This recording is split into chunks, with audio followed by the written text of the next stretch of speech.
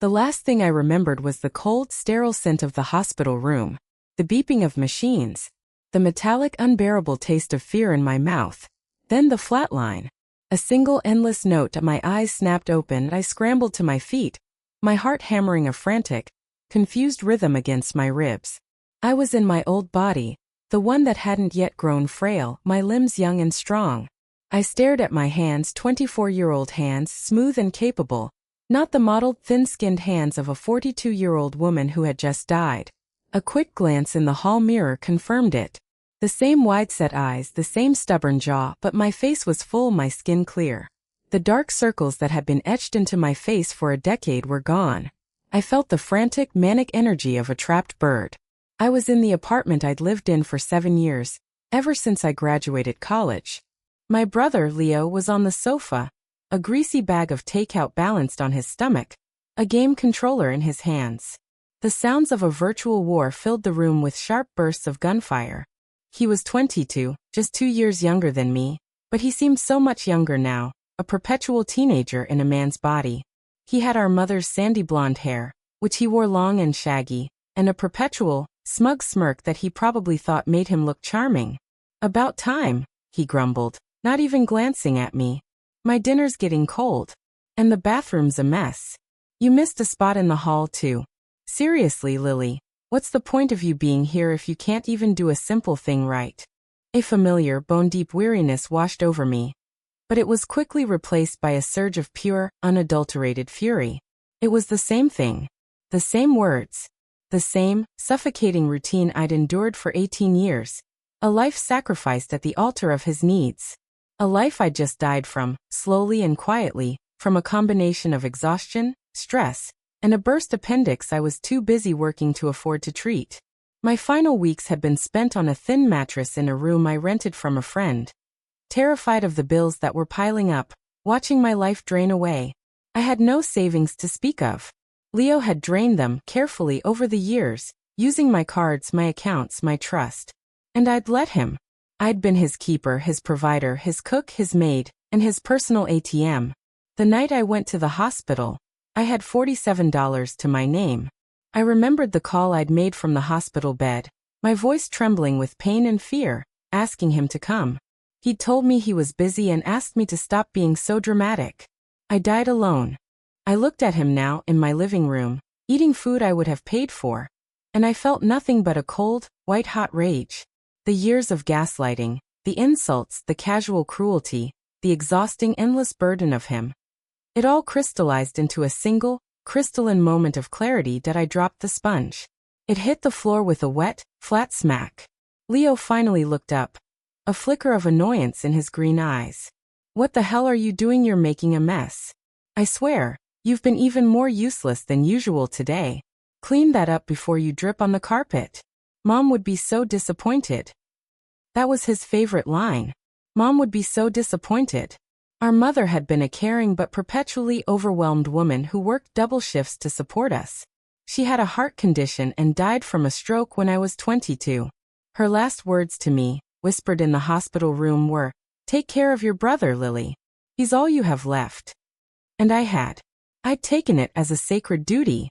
I'd given up my dreams of law school, my small inheritance, and my entire future to raise a selfish, entitled brat.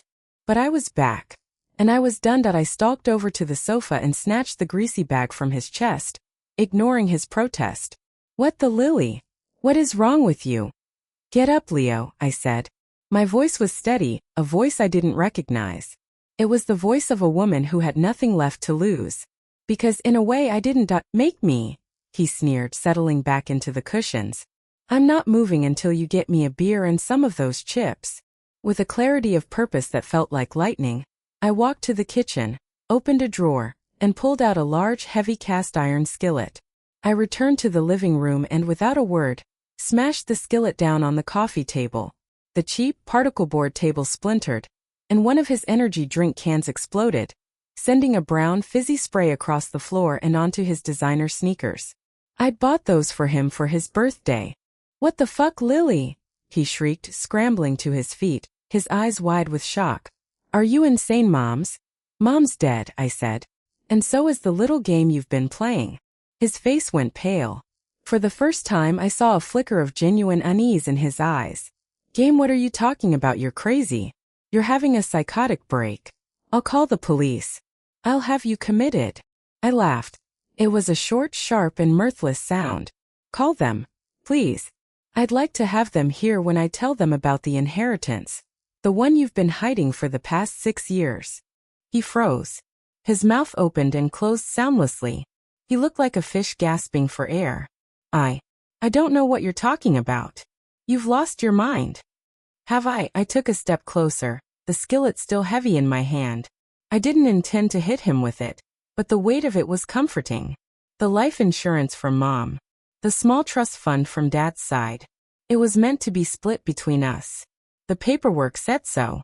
So how, Leo, did all of it just disappear? He licked his lips, a nervous tick I'd never noticed before. The lawyers messed up. We contested it. There were fees. I told you. You were too busy feeling sorry for yourself to handle it, so I did. There was nothing left. Liar. I whispered. I knew the truth now. I had spent my final months going over and over the details of my wasted life. In my feverish state, my mind had been relentless. The lawyer's office.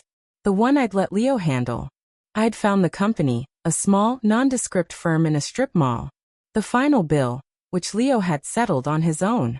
And the most damning evidence. A bank account number I'd found on a scrap of paper in his jeans pocket the day I was packing up our old apartment. The one he'd moved out of 3 years ago to his own, much nicer place. The account had my name on it, but I never knew it existed. It was in a city 3 hours away, the town where our mother was from. I'd never had the strength to call and investigate. I found the statement, I said, taking a gamble. I didn't know the exact figures, but I knew there was money there. The fact that he'd hidden it from me for so long was proof enough of guilt. A separate account. The one in Millbrook. You siphoned the money there, and have been drawing from it ever since. Slowly, so I wouldn't notice. You bought your car, that fancy laptop, your new place. All on my money. His face drained of all color. He looked genuinely terrified. That fear felt good. How did I know, Leo? It doesn't matter. What matters is that I know. The fog of exhaustion and submission was gone. The story of my life was being rewritten, and I was the author. I don't have any money, he stammered, his voice cracking. There was a bad investment. The account is empty. Bullshit, I spat. You just bought a new pair of sneakers last week. The limited edition ones that cost $600. You tried to hide the box, but I saw it. You don't have a job, Leo. How could you afford those? He was backed into a corner, but his fight or flight instinct had kicked in, opting predictably for his default, aggressive cruelty. This is all your fault, he screamed, pointing a shaking finger at me. If you had just done your job and worked harder, we wouldn't have needed the inheritance in the first place. You could have worked full-time and gone to school part-time like Mom wanted, but you were too weak. You couldn't hack it, so you used her death as an excuse to be a lazy, crying mess. You made me take over. I was just protecting us. You're the parasite, Lily, not me. The words were like knives, but they had no power anymore. They were a feeble, predictable final defense. I felt something else then, a deep, racking pity for the man he had become. Give me the account information, Leo. The online login. Now. Or I will do what you just told me to do. I will call the police. I will show them the paperwork I have, and we can let them decide who the real parasite is. He opened his mouth, no doubt to issue another stream of insults, but I cut him off. You're going to stay here, I said, my voice cold and final. You're not going to leave. You're going to clean this mess. And while you do that, you're going to call the bank and have them wire every single cent of the remaining balance to my checking account. You're going to do it right now, on speakerphone. If you don't, or if you try to pull anything, I'm going to take that skillet and smash your laptop. I pulled his expensive laptop off the coffee table before he could grab it. Then I'm going to find the lawyer from Millbrook and sue you for fraud. I might not have the money for a lawyer, but I know enough to make things very, very public. And I have a few friends from college who are now reporters. He was terrified. It was a new, beautiful, and terrifying power for me. For 18 years, I had been his caretaker, his protector. I had been the one who soothed his tears, handled his problems, and smoothed his path. Now I was his executioner. He looked at the laptop in my hands, his prized possession, and then at my face, which was devoid of all the warmth he'd taken for granted. "Okay," he whispered, his voice small and defeated. "Okay. I'll call them. Just calm down, Lily.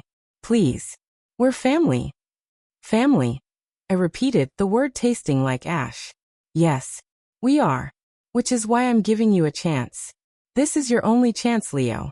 After this, you are on your own." He nodded, a rapid, terrified bird-like motion. He pulled out his phone, his hands trembling, and began to dial the number for the bank. His eyes darted around the room, looking for an escape, a way out. But I was between him and the door, the skillet heavy and reassuring in my hand. "Don't even think about it," I warned as I watched him, this man I had sacrificed my entire adult life for, make the phone call. I listened as he gave his name, the account number, and confirmed his identity with the security questions. I heard him request the wire transfer. The entire sum, a little over $40,000. It was not a fortune, but for me it was freedom. It was the future I had been robbed of. When he hung up, the phone clattered to the floor, and he slumped against the sofa, looking like he'd aged 10 years. He started to cry, loud, ugly, self-pitying sobs. "You've ruined me, Lily. You've ruined everything. What am I supposed to do now? How am I going to live? I have no money." "You can get a job, Leo," I said, my voice flat. "It's a novel concept. Most people do it. You live in a nice apartment. You have a car. You have your health. You'll survive. In fact, you might even become a better person for it." He looked up at me, tears streaking his face, a pathetic sight. "You're my sister. You're supposed to take care of me." "I did, Leo," I said, kneeling down to look him in the eye. "For 18 years. And all I got in return was a lifetime of debt, and a heart so broken I literally died from it. That's the only thing that's changed." "I don't believe you," he sniffled, wiping his nose on his sleeve. "You're just a cold, heartless bitch. You were always jealous of me. Mom loved me more.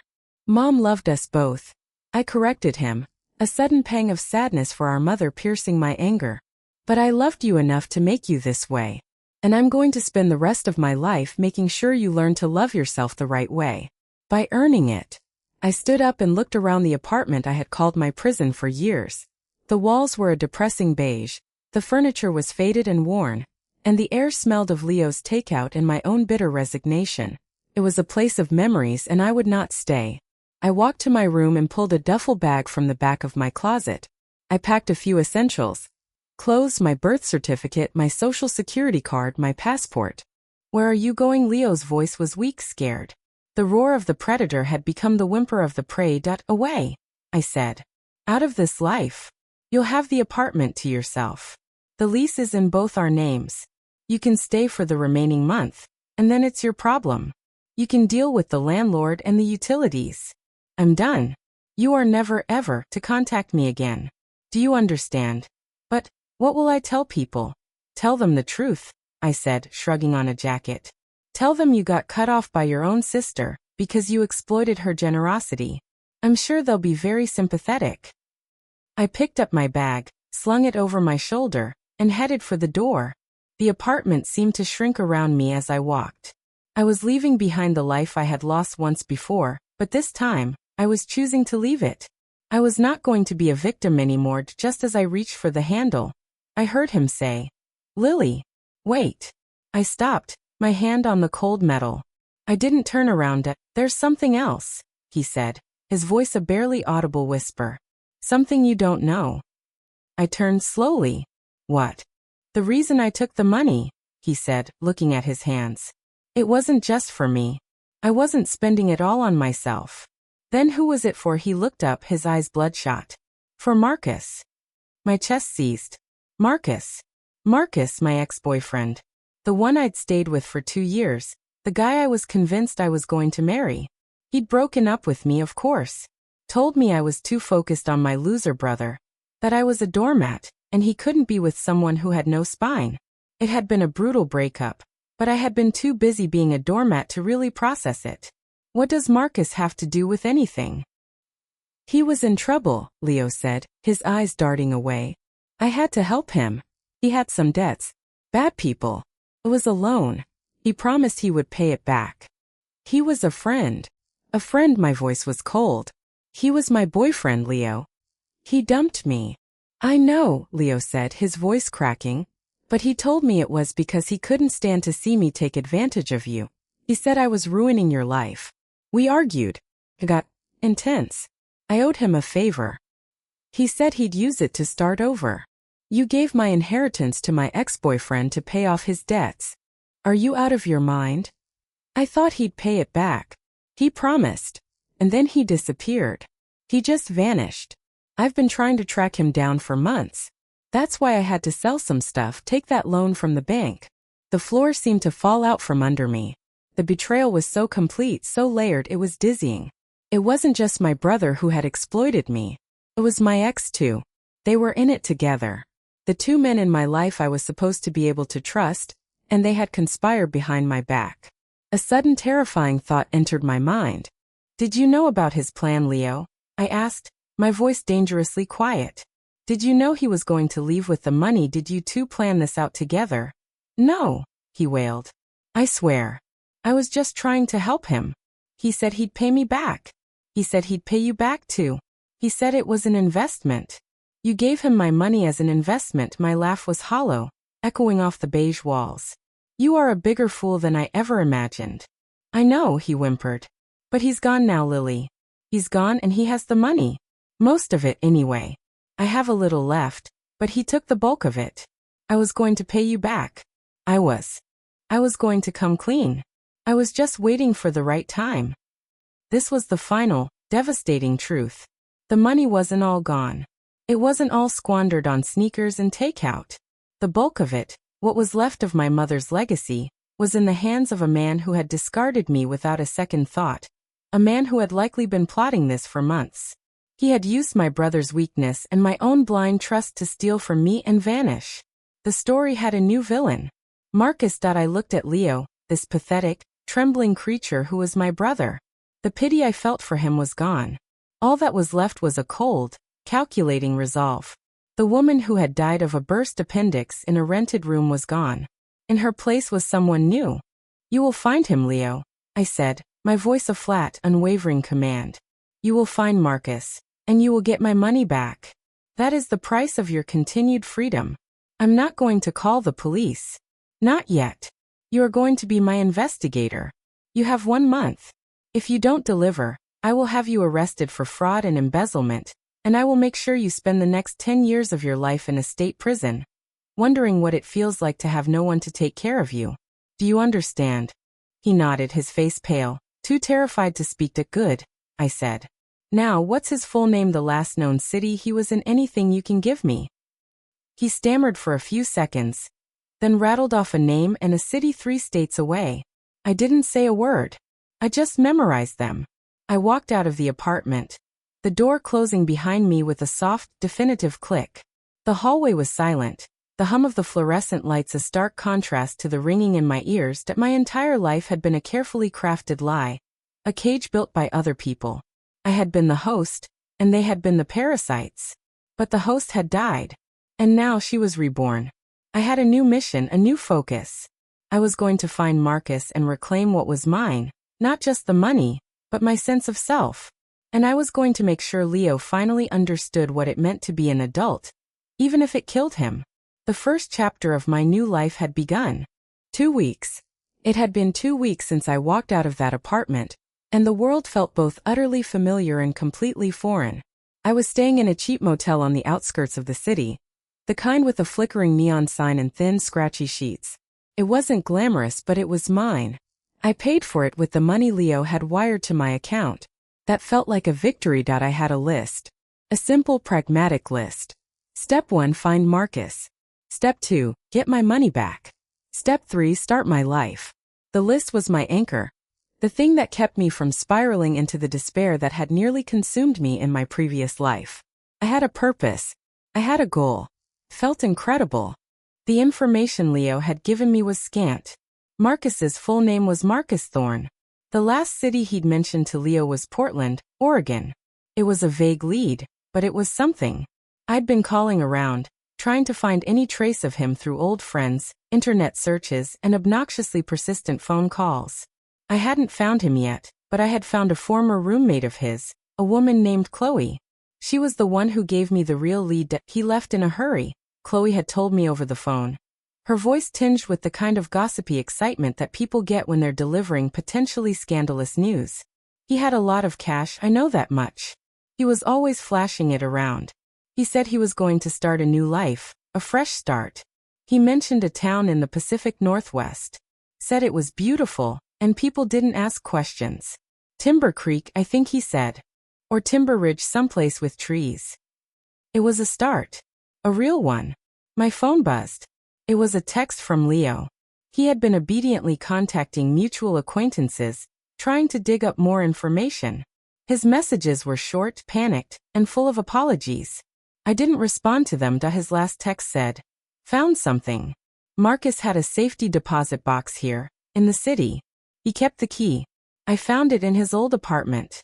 It's still in my name. Do you want me to get it?" I felt a jolt of energy. A safety deposit box.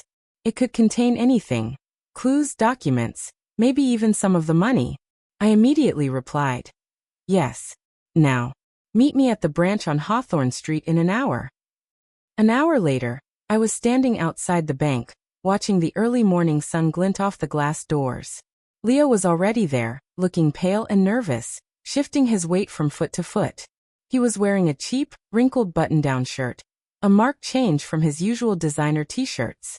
The money was gone, and his wardrobe was showing it. "You got it?" I asked, my tone curt. He nodded, holding out a small, ornate brass key. "This is it. The box number is 214. "Good. Wait here." I walked into the bank, my heart beating a steady, determined rhythm. I showed the teller my ID and the key. The box number was registered under Leo's name, but I had a good copy of his signature and a fake ID he had made for me years ago when I was underage. The bank teller, a bored-looking young man, didn't even blink. The past few weeks had taught me that people didn't look too closely if you seemed confident and unbothered. He took the key and led me to the vault. The vault was a large echoing room, filled with rows of metal boxes. He found number 214 and pulled it out, placing it on a small table. "Take your time, ma'am. Just press the buzzer when you're finished." I took a deep breath, my fingers trembling slightly as I opened the lid. The interior was dim, but I could make out a few objects. A thick manila envelope, a small velvet pouch, and a single folded piece of paper. I pulled the envelope out first. It was heavy, and my name was written on it in Marcus's familiar, neat handwriting. I felt a chill run down my spine. I carefully opened it, my fingers trembling. Inside there was a letter. I read it, my eyes scanning the words. "Lily, if you're reading this, it means I'm either dead or you've finally grown a spine and started asking questions. I'm sorry. Not for what I did, but for the way I did it. I could have been a lot more honest with you, but I wasn't. I was a coward. And a bad friend to your brother. I know I treated you terribly, and I know you deserve a lot more than what I gave you. The money is gone. I had to use it to pay off a debt. A gambling debt. I had a habit, Lily. A bad one. I got in over my head and I couldn't see a way out. Leo was just a tool. He was so easy to manipulate. You were right about him, but you were also wrong about me. I wasn't after you for the money. Not at first. I really did love you once. But I made choices and I chose the path that would save my own skin. I'm leaving you the contents of this box. I want you to have them. Use them to start a new life the way I couldn't. The key to the box is with Leo, and you'll probably find this eventually. There's also a key to a storage unit in the building across from my old apartment. I kept a few things there, mostly old photos and documents. They might be useful. Or they might not. I don't know. I'm sorry, Lily. For everything. I'm not coming back. Don't look for me. I'm moving on. You should too. Marcus, I read the letter twice, a million emotions swirling inside me. Anger, confusion, a deep, aching sadness, and unexpectedly, a flicker of pity. He was a broken man, addicted to a vice that had consumed him. And Leo had been his unwitting accomplice. I looked down at the velvet pouch. I opened it and found a small, delicate gold locket inside. It had a miniature photo of me inside, the one from our first date. I had to close the lid. The pain in my chest was a physical thing that I opened the folded piece of paper. It was a hand-drawn map of the Timber Creek area, with a specific address circled in red ink. 142, Evergreen Lane. He was in Timber Creek. He hadn't run away to a big city. He had hidden in plain sight in a small, remote town. It was a smart move, but he was sloppy. He'd left a trail.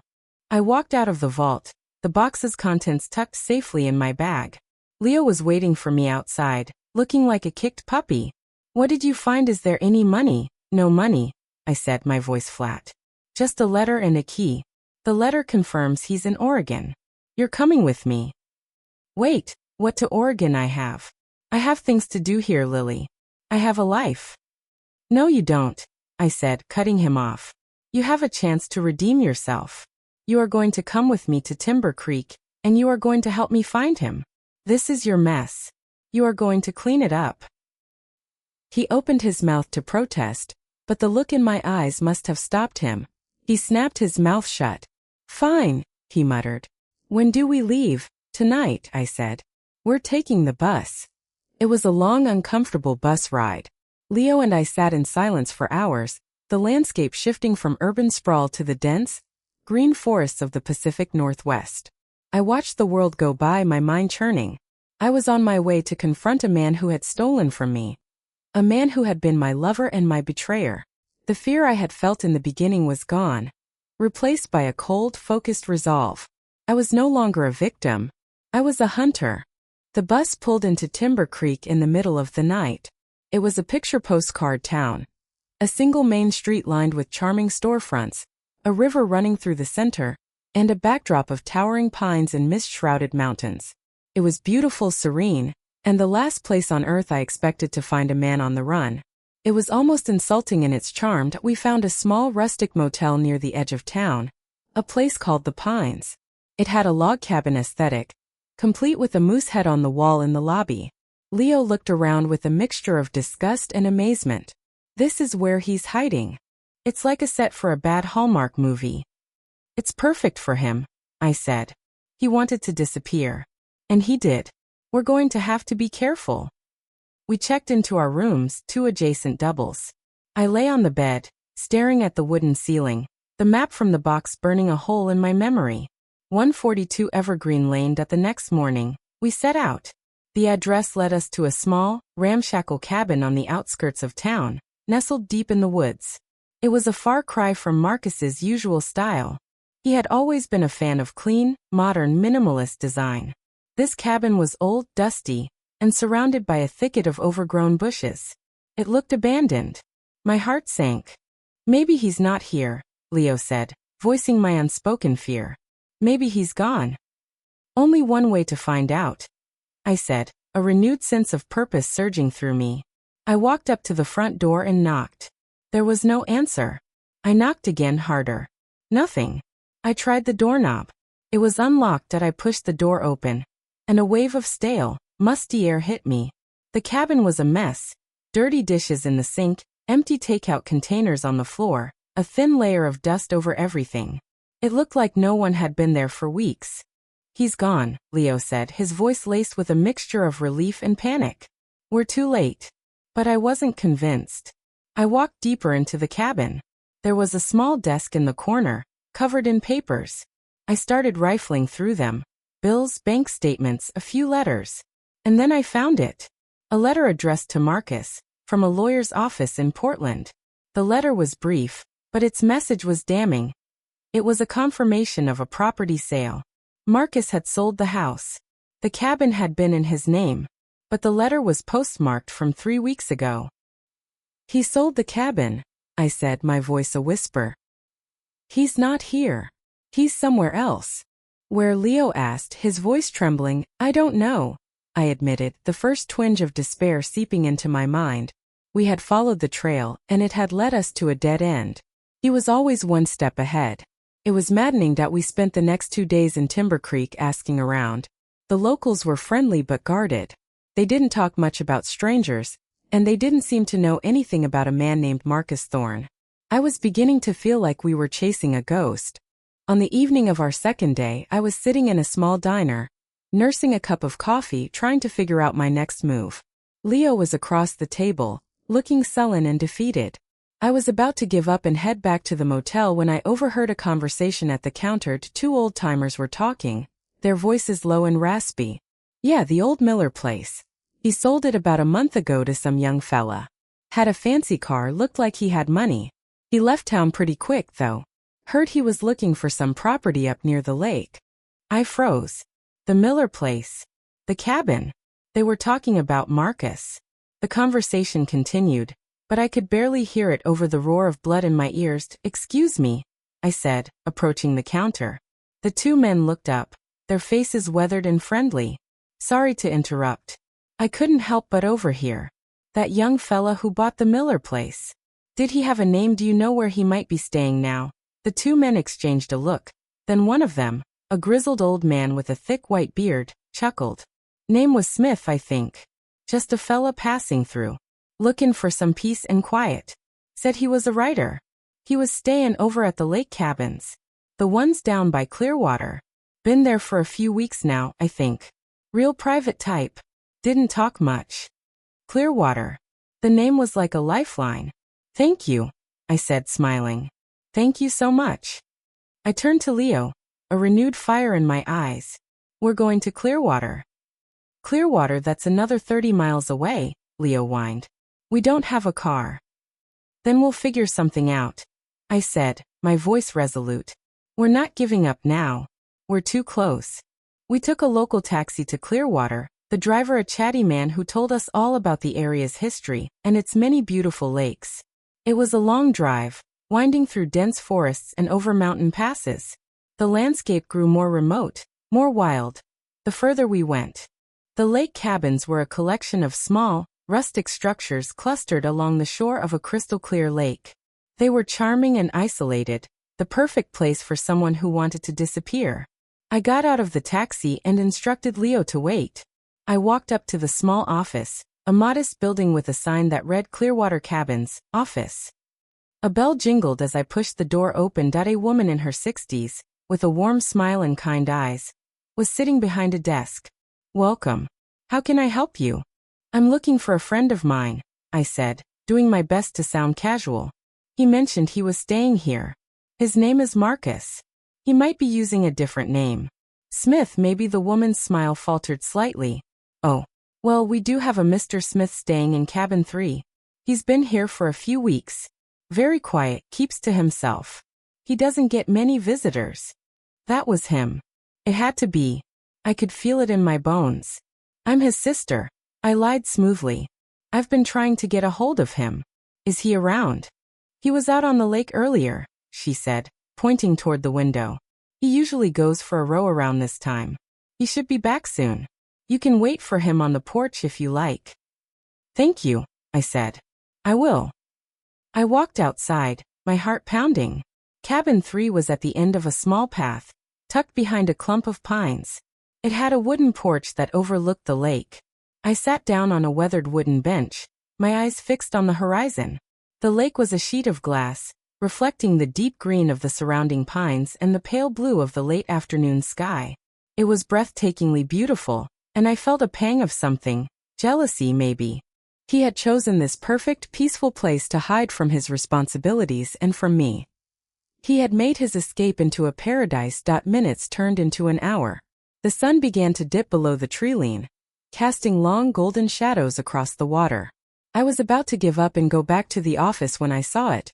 A small wooden rowboat moving slowly across the lake's surface. A figure sat in it, bent over the oars. It was him. Marcus. I stood up, my legs trembling slightly. He was a silhouette against the setting sun, but I recognized the familiar tilt of his head, the way he held the oars. He looked relaxed, at peace.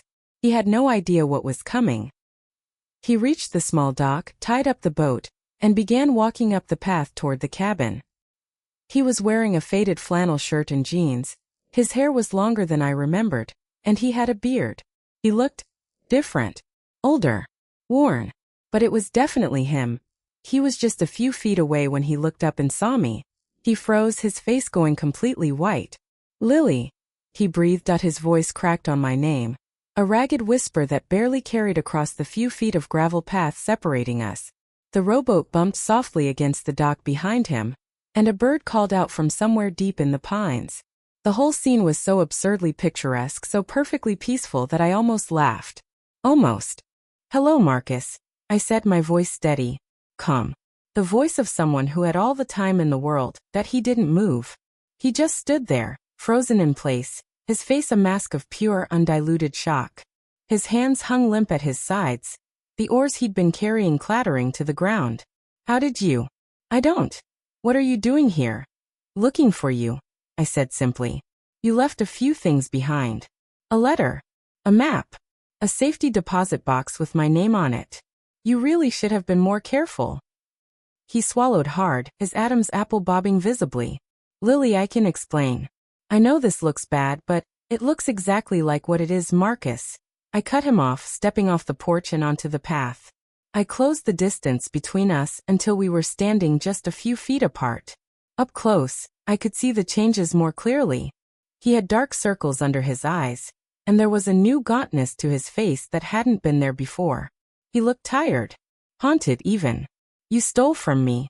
You used my brother, manipulated him, and vanished with my mother's inheritance. You left me a letter apologizing for it, which, I have to say, is a bold move for someone who claims to be sorry." He ran a hand through his hair, a nervous gesture I remembered from when we were together. "It's not that simple. I know it sounds like an excuse, but I was in trouble. Real trouble. I had debts I couldn't pay. People were threatening me. I didn't see another way out. So you chose to destroy me instead," I said flatly. "That's a hell of a decision, Marcus." "I never meant to destroy you." His voice rose, cracking with desperation. "I was going to pay it all back. Every cent. I just needed time. I was going to come clean, find a way to make it right. But then everything fell apart, and I panicked. I ran." "People who plan to pay things back don't hide in remote lakeside cabins under fake names," I said. "People who plan to make things right don't leave their ex-girlfriend a goodbye letter in a safety deposit box." He opened his mouth to respond, then closed it again. For a long moment, neither of us spoke. The only sounds were the gentle lapping of the lake water and the distant cry of a loon. Finally, he slumped his shoulders, a defeated sigh escaping his lips. "You're right. You're absolutely right. I was a coward. I am a coward. And I'm sorry. I know that doesn't mean anything to you now, but I am." "You're right about one thing," I said. "Your apology doesn't mean anything to me, but your money does. I want it back, Marcus. Every single dollar you took from me." His face twisted with something I couldn't quite read. Guilt maybe, or shame. Or maybe just the realization that he was cornered. "I don't have it, Lily. Don't lie to me," I said, my voice hardening. "I've had enough lies to last me a lifetime. I'm not lying." He reached into his pocket and pulled out a worn leather wallet. He opened it and showed me the contents. A few crumpled 20s, a credit card that looked about to expire, and a library card. "This is all I have. The rest is gone. I told you in the letter. I had a gambling problem. I got in over my head. The money I took from you went to paying off debts that were going to get me killed if I didn't settle them. I didn't spend it on vacations or cars. I spent it on staying alive." I studied his face, looking for the telltale signs of a lie. But he looked sincere. Broken even. The man standing in front of me was not the confident, charming Marcus I had once loved. He was a shell of that person, worn down by his own bad decisions. "That still doesn't make it right," I said. "I know," he said quietly. "And I know I can't undo what I did. But I want to try. I want to find a way to make it up to you. I don't have the money, but I have something else. Something you might want. Your collection of old photos and documents," I said dryly. "I found the storage unit key too." His eyes widened. "You did, your letter mentioned it. I haven't gone to look yet, but I will." He shook his head, a strange expression crossing his face. "You should. But that's not what I'm talking about. There's something else. Something bigger." I crossed my arms, waiting. "I'm listening." He hesitated, glancing around as if checking for eavesdroppers. Then he leaned in closer, lowering his voice. The inheritance money, your mother's money. I didn't just lose it all to gambling. Some of it went to something else. An investment. One that I couldn't tell Leo about, because he would have tried to take it for himself. I was going to use it to pay you back eventually. But then things went south, and I had to run. What kind of investment? A piece of land, he said. Out in the middle of nowhere. I bought it cheap from a guy who was desperate to sell. I was going to flip it, make a profit, and use the profit to rebuild the money I'd taken from you. But I ran out of time. I had to leave before I could finish the deal. I stared at him, trying to process what he was saying. You bought land with money you stole from me, and you expected to just flip it. I know how it sounds, he said quickly. But it's valuable land. Really valuable. There's a development company interested in it. They were going to make an offer. I had a meeting scheduled, but I got spooked and left before I could see it through. Spooked by what? He looked away, his jaw tightening. By Leo. He was getting suspicious. Asking too many questions. I couldn't risk him finding out about the land. He would have found a way to take it, Lily. You know what he's like. He was already bleeding you dry.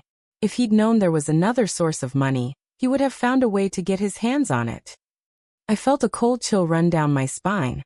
It was the first time Marcus had ever said anything that made me question my brother's motives. I had always believed Leo was just lazy and entitled, but what if there was more to it? What if he had known exactly what he was doing all along? Where is this land? I asked as he reached into his pocket again, this time pulling out a folded piece of paper. He handed it to me. I opened it and found a deed, covered in official-looking seals and signatures. The location was listed as a remote area in northern Washington state, near the Canadian border.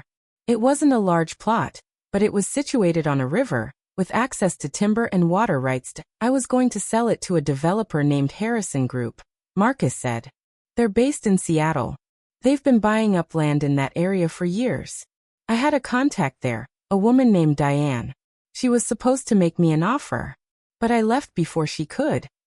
I studied the deed, my mind racing. If the land was as valuable as Marcus claimed, it could be enough to recoup my losses. Maybe even more. But that meant trusting Marcus, which was the last thing I wanted to do.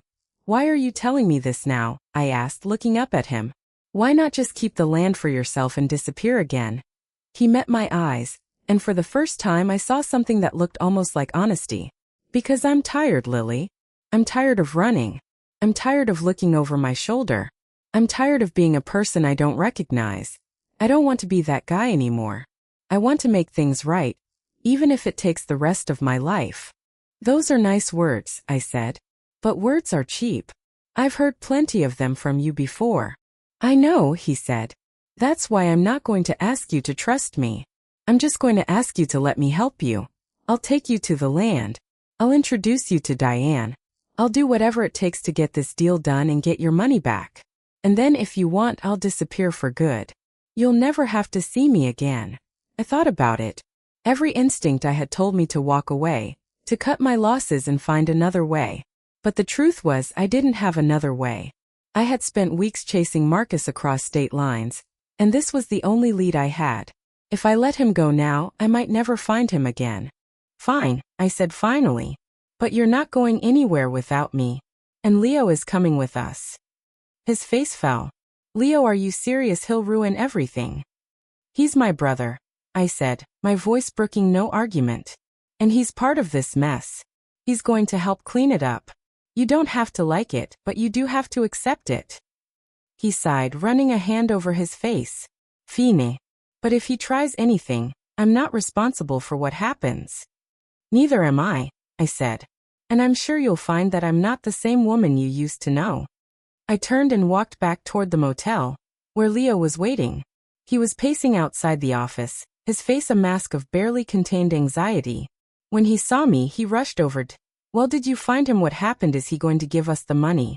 Slow down, I said. I found him. And no, he doesn't have the money. But he has something else. A piece of land. He says it's valuable. We're going to find out for ourselves. Leo's eyes narrowed suspiciously. A piece of land? That sounds like a scam. Maybe it is, I admitted. But it's the only lead we've got. And I'm not walking away from it until I know for sure. Fine, he muttered. But if this turns out to be a waste of time, I'm going to make him pay. I swear to God, Lily, I will make him pay. I looked at my brother. This man I had spent my entire adult life protecting and enabling. He was still the same person he'd always been, but something had shifted inside me. I no longer saw him as a helpless victim.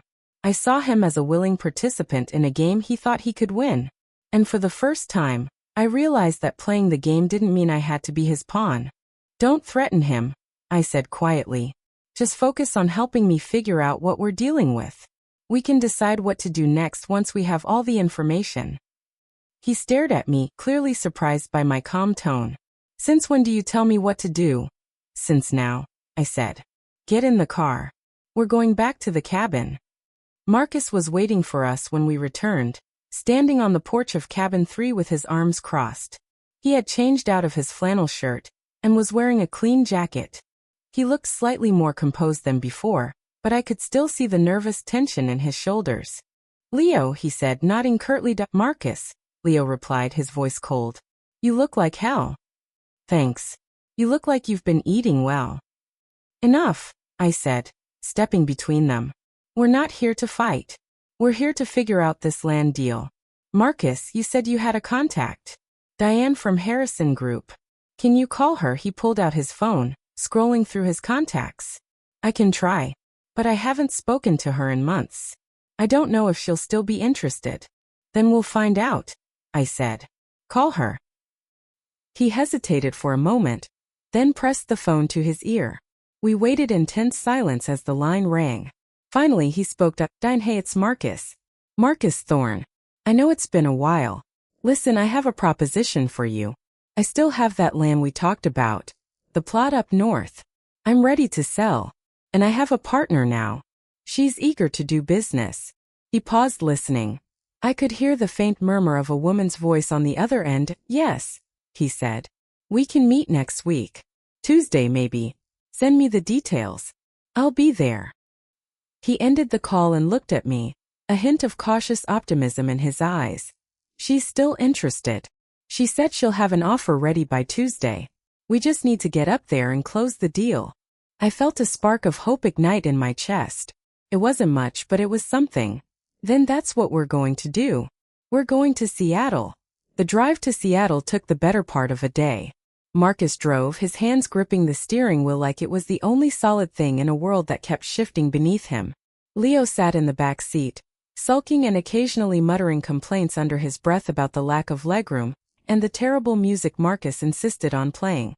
I sat in the passenger seat, watching the landscape change from the dense forests of Oregon to the rain-slicked highways of Washington, my mind churning with possibilities and doubts. Marcus had made the call. Diane from Harrison Group had agreed to meet us at their downtown Seattle office on Tuesday. That was today. The morning sun was struggling to break through the heavy cloud cover as we crossed the city limits, and the familiar skyline rose before us like a promise. I still don't trust this, Leo said from the back seat. Why would a big development company want to meet with a guy who skipped town 6 months ago? Because business is business, Marcus said, not taking his eyes off the road.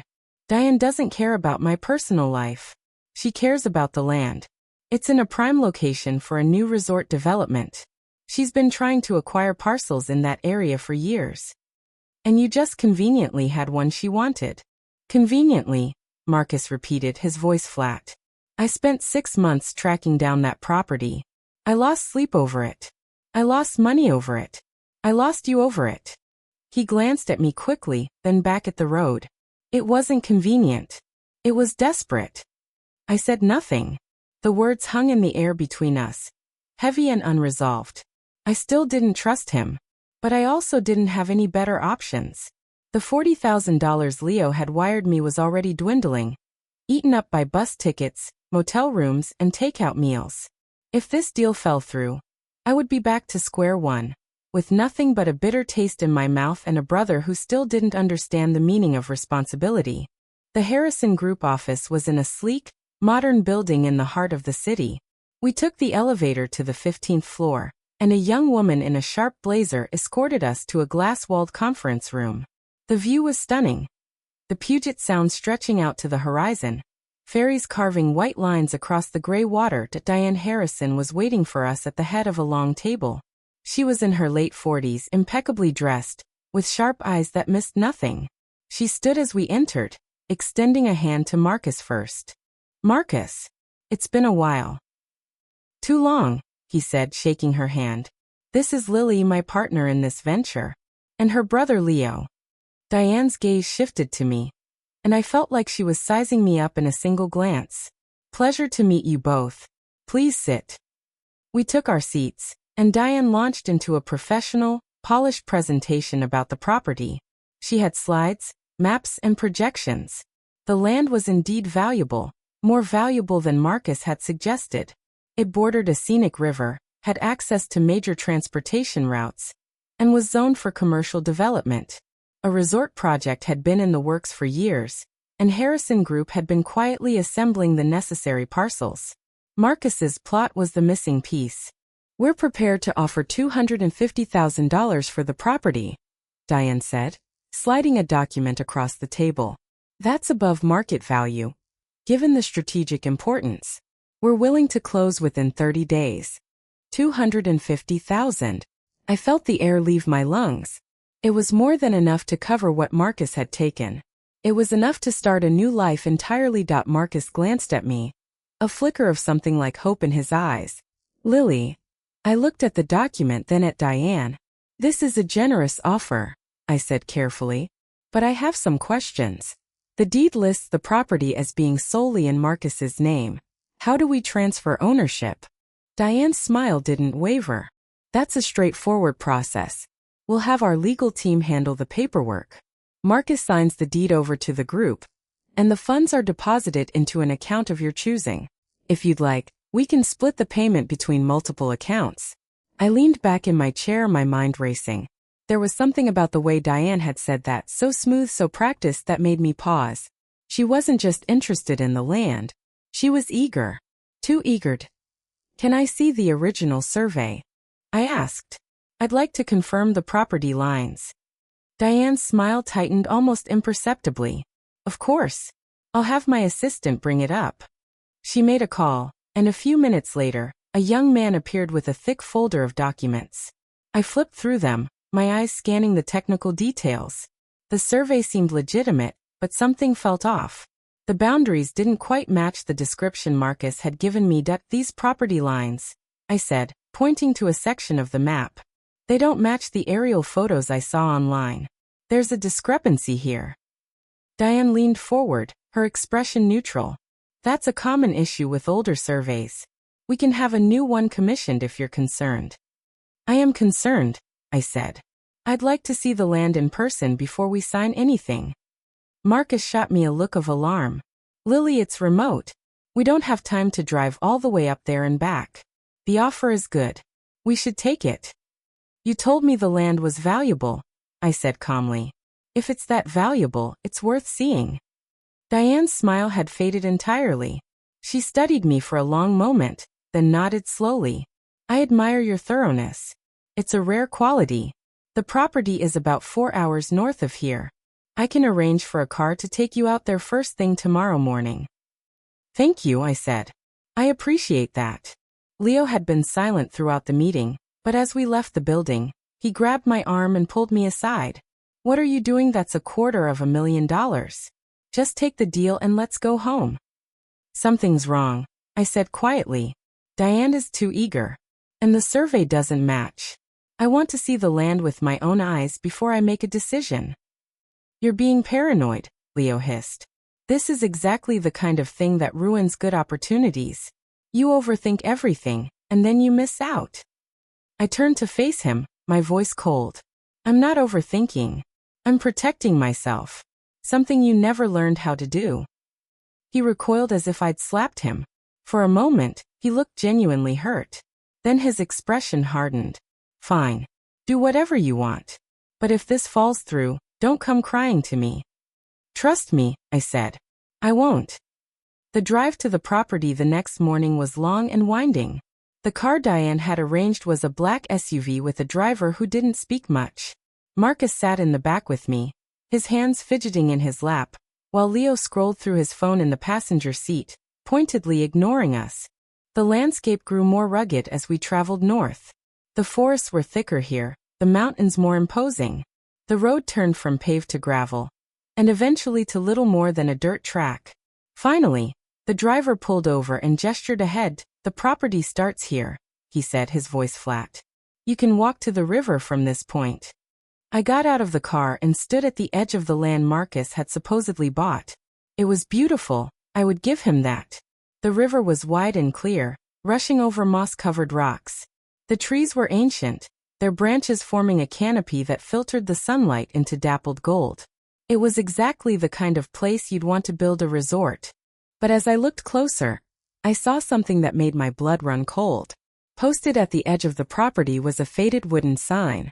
It was weather-beaten and barely legible, but the words were clear enough. U.S. Forest Service. No trespassing. I stared at the sign, my heart sinking. Slowly I turned to face Marcus. "You didn't own this land at all, did you?" His face went pale. "Lily, I can explain." "Don't." My voice was ice. "You lied to me. You brought me all the way out here on a lie." "It's not what you think," he said, his voice cracking. "I was going to tell you. I was just waiting for the right moment. The land it's not owned by anyone. Not officially. There was a clerical error decades ago. The government lost the paperwork. It's unclaimed land, Lily. I thought I could." "You thought you could sell me a fantasy," I cut him off. "You thought you could string me along long enough to get whatever you wanted out of me. Just like you always did." "That's not true," he insisted, his voice rising with desperation.